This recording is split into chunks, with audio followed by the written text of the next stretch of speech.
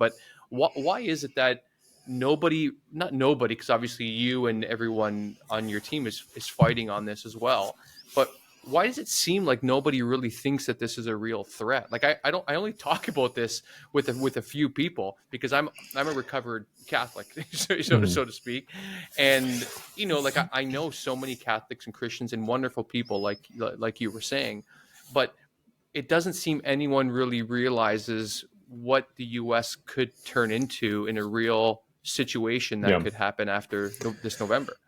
Yeah. I mean, I think that's changing. Let me start with a little bit of hope there, because I do think that's changing. Mm. I remember in 2019, so this is right after the founding myth came out.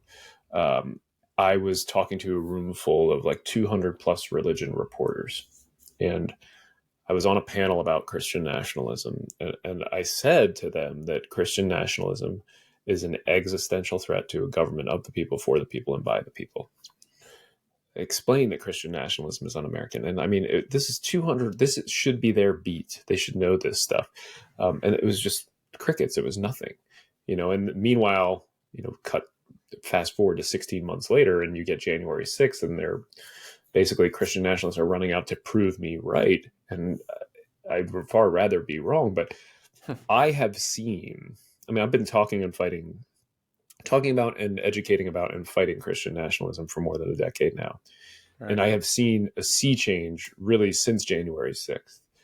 I thought for a minute, like right after January 6th, we were going to break through, but it turns out it took a lot longer. I mean, there are a couple of documentaries that are coming out now, including a big one that Rob Reiner is producing called God and Country. I think really the country is starting to wake up to the threat that Christian nationalism poses. You're seeing a lot more people talk about it.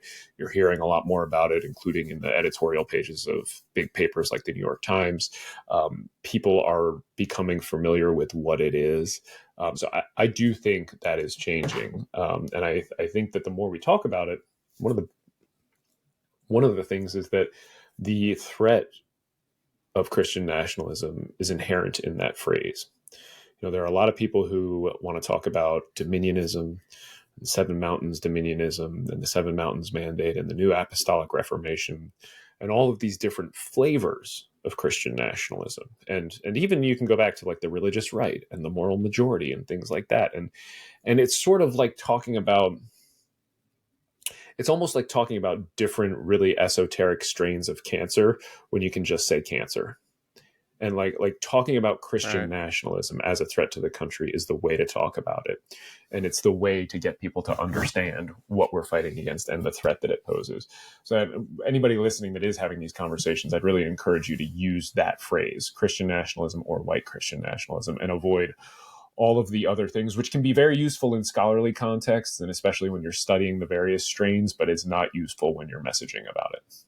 Right. Yeah. If you're going to talk about Omicron and Delta, just say it's COVID. Yeah, It kind of that. is what Yeah. it is.